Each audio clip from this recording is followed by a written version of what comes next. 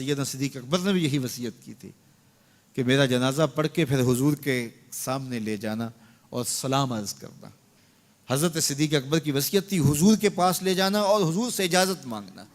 اجازت مل جائے تو قدموں میں دفن کر دینا ورنہ جنت البقیع میں. تو حضرت علی المرتضیٰ اور حضرت انس روایت کرتے ہیں کہ ایسا ہی ہوا کہ ہم نے جنازہ اٹھایا, پڑھا اور پھر حضور کے مواجہ انور کے سامنے رکھ دیا اور سارے ہاتھ باندھ کے عرض کرتے یا رسول اللہ ھذا ابو بکر یستاذنک, اے اللہ کے پیارے محبوب صلی اللہ علیہ وسلم یہ ابو بکر ہیں, آپ سے اجازت طلب کرتے ہیں, آپ کی قربت میں دفن ہونے کا شوق ہے, ہمیں کیا حکم ہے. تو اس وقت حجرہ عائشہ تھا, یہ گنبد خضرا نہیں بنا ہوا تھا, صرف حجرہ تھا, اس کو تالا لگا تھا, چابی حضرت عائشہ کے پاس ہوا کرتی تھی رضی اللہ تعالی عنہ. تو تالا لگا ہوا تھا اور لوگوں نے رکھ کے یہ عرض کیا. تو پھر کیا ہوا کہ وہ تالا خود بخود کھلا, پھر کنڈی بھی خود بخود کھلی, اور پھر جو دروازہ تھا وہ خود بخود کھلا اور اندر سے آواز آئی اوصل الحبیب الی الحبیب لان الحبیب الی الحبیب مشتاق, یار کو یار سے ملا دو, یار تو پہلے یار کا انتظار کر رہا ہے. تو قبر انور سے یہ آواز آئی, حضور کے روضہ انور سے یہ آواز آئی. کیا یہ صحیح سند سے ثابت ہے کہ حضرت ابو بکر صدیق رضی اللہ تعالیٰ عنہ نے وصیت فرمائی تھی کہ میری میت کو روضہ رسول صلی اللہ علیہ وسلم کے باہر رکھ دینا اور اگر اجازت مل جائے تو مجھے رسول پاک صلی اللہ علیہ وسلم کے ساتھ دفن کر دینا, اور پھر اجازت مل گئی تو رسول پاک صلی اللہ علیہ وسلم کے ساتھ تدفین کر دی گئی؟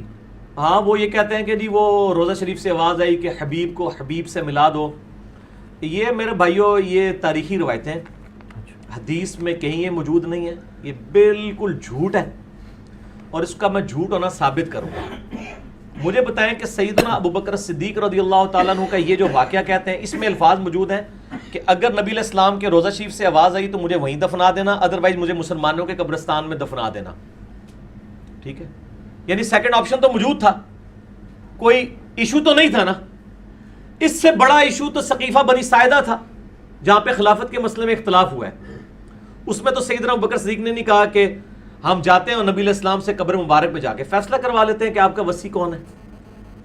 یہ تو مسئلہ ہی چھوٹا ہے, یہ تو ان کا ذاتی مسئلہ تھا اور اس کا سلوشن بھی انہوں نے خود دیا کہ آواز آئے تو ٹھیک, نہیں تو مجھے وہاں دفن کر, جہاں کوئی دوسرا سلوشن ہی نہیں ہے. اور آج تک سنی شیعہ تفریق امت کے اندر ہے, اس میں تو کوئی مشورہ نہیں دیا. پھر اما عائشہ رضی اللہ تعالیٰ عنہ اسی مبارک حجرے میں 47 ایئرز تک حیات رہی ہیں, 58 ہجری میں فوت ہوئی ہیں. جنگ جمل کے لیے جب نکلی ہیں وہ تو ہوپ پہ جب کتے بھونکے تو ان کو خیال آیا کہ مجھے واپس جانا چاہیے, نبی علیہ السلام سے مشورہ کر لیتی قبر مبارک پہ. ان کے تو کہیں دماغ میں وسوسہ بھی نہیں تھا کہ یہ بھی کوئی کمیونیکیشن ہوتی ہے. بالکل جھوٹا واقعہ ہے, اور اس کا جھوٹ ہونا میں ثابت کرتا ہوں صحیح بخاری سے. صحیح بخاری کے اندر سیدنا عمر کی شہادت کے اوپر جو ڈیٹیلڈ حدیث موجود ہے, کوئی 7-8 صفحوں کی.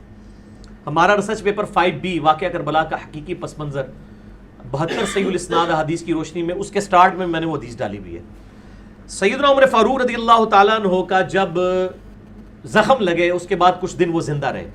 بخاری میں پورے منوان اسی طریقے سے الفاظ موجود ہیں. جب ان کو یہ یقین ہو گیا کہ وہ دودھ پیتے تھے تو وہ آنتوں کے رستے نکل جاتا تھا کہ اب میں جانور نہیں ہوں گا, اس تکلیف کی وجہ سے انہوں نے اپنے بیٹے کو بلا کے کہا کہ بیٹا ام المؤمنین سیدہ عائشہ کے پاس جاؤ اور ان کو کہنا کہ عمر بن خطاب کہتا ہے, یہ نہ کہنا کہ امیر المومنین کہتا ہے. آئی ایم نو مور امیر المومنین, میں اب امیر المومنین نہیں ہوں. 6 رکنی کمیٹی بنا دی ہے, علی, عثمان, طلحہ, زبیر, سعد بن ابی وقاص, عبد الرحمن بن عوف رضی اللہ عنہ اجمعین علیہم السلام.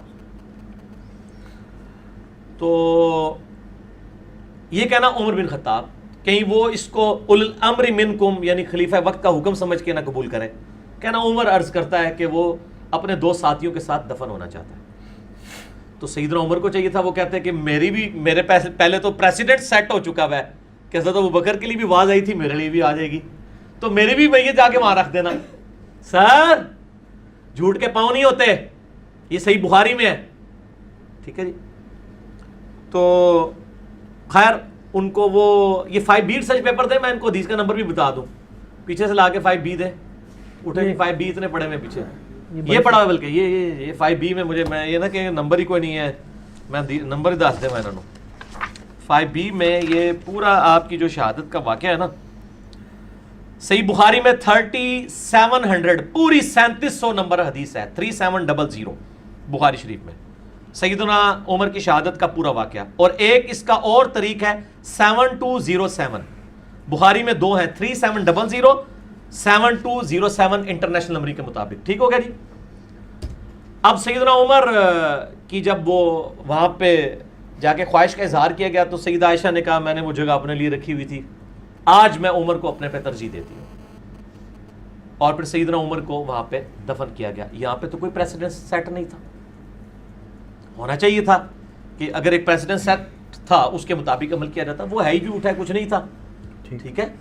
اور اس کو سپورٹیو ایک اور حدیث ہے جو صحیح بخاری کے اندر موجود ہے, وہ بھی ریسرچ پیپر میں 5B کے اندر. میں اس کا نمبر, کیونکہ میں اب یہ فی البدی گفتگو کر رہا ہوتا ہوں تو بعض اوقات وہ چیزیں جو ہے نا وہ ذہن میں نمبر نہیں ہوتے ہیں, اس لیے میں وہ حدیث آپ کو من بتا دوں کہ اس کا نمبر کون سا ہے. ہاں جی, صحیح بخاری کے اندر موجود ہے اور صحیح مسلم کے اندر بھی موجود ہے. صحیح بخاری میں ہے 3677, صحیح مسلم میں 6187, اور ہمارے ریسرچ پیپر پہ 04 نمبر ہے. جو پچھلی تھی وہ 03 نمبر تھی.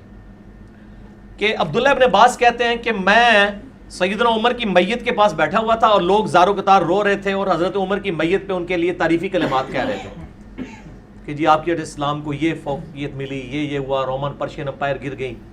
کہتے ہیں اتنے میں ایک شخص میرے پیچھے آیا, اس نے اپنی کونی کا سہارا میرے کندھے پہ لیا اور اس نے مجھے کہا سیدنا عمر کی میت کو مخاطب کر کے کہ اے عمر, مجھے یقین تھا کہ تم اپنے 2 ساتھیوں کے ساتھ جا ملو گے, کیونکہ میں نے نبی صلی اللہ علیہ وآلہ وسلم سے اکثر یہ سنا تھا کہ میں ابو بکر اور عمر فلاں جگہ گئے, میں ابو بکر اور عمر نے یہ کیا, میں ابو بکر اور عمر داخل ہوئے, میں ابو بکر اور عمر وہاں سے نکلے علیہم السلام اجمعین.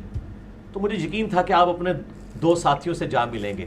مراد یہ کہ آپ ان کے ساتھ ہی دفن ہوں گے اور فوراً کنزیکٹو بعد اب آپ کو وہاں پہ ایک مقام ملنے والا ہے. تو سیدنا ابن عباس کہتے ہیں میں نے جب مڑ کے دیکھا تو سیدنا علی تھے جو یہ تعریفی کلمات سیدنا عمر کے لیے کہہ رہے تھے رضی اللہ تعالیٰ عنہ علیہ السلام. اور یہ ملتا جلتا خطبہ نہج البلاغہ میں بھی موجود ہے. میرا مسئلہ نمبر ہے 162A. خلافت راشدہ کے 30 سال نہج البلاغہ میں مولا علی علیہ السلام کے 5 خطبات کی روشنی میں یہ خطبہ اس سے ملتا جلتا سیدنا عمر کی شان میں نہج البلاغہ میں بھی اہل تشیع کے ہاں بھی موجود ہے. تو یہاں پہ بھی سیدنا علی نے کیا کیا, میں ابو بکر عمر, نبی علیہ السلام فرماتے تھے. تو اگر ابو بکر کے لیے آواز آ گئی تھی تو عمر کے لیے بھی آنی چاہیے تھی. یہ دوسری میری لاجک ہے کہ نبی علیہ السلام حضرت ابو بکر اور عمر کا نام اکٹھا لیا کرتے تھے, ان کو ایک سٹیٹس پہ فائز کرتے تھے, اور آج بھی ان دونوں کی قبریں نبی علیہ السلام کے پہلو میں الحمدللہ. قیامت الدین بھی ظاہر ہے اکٹھے ہی وہاں سے اٹھائے جائیں گے. تو اگر ایک کے لیے تھا تو دوسرے کو تو اور کانفیڈنس ہونا چاہیے تھا کہ بھئی حضرت ابو بکر کے لیے بھی تھا, میرے لیے بھی آواز آ جائے گی. یا وہ کہہ دیتے کہ جی مجھے پتہ نہیں آواز آتی ہے کہ نہیں آتی ہے, تو میرا تو اما عائشہ سے ہی پوچھ لو. تو جھوٹ کے پاؤں نہیں ہوتے. یہ سب کے سب جھوٹے واقعات ہیں. ٹھیک. اور یہ مطلب حدیث کی کتابوں میں موجود نہیں ہے. یہ خصائص الکبریٰ ایک کتاب ہے, اس کے اندر یعنی نقل کیا گیا ہے. اور ہم تو پہلے ہی کہتے ہیں کہ یہ اس طرح کی کتابوں نے جو ہے نا امت کے عقائد خراب کیے. ٹھیک ہے.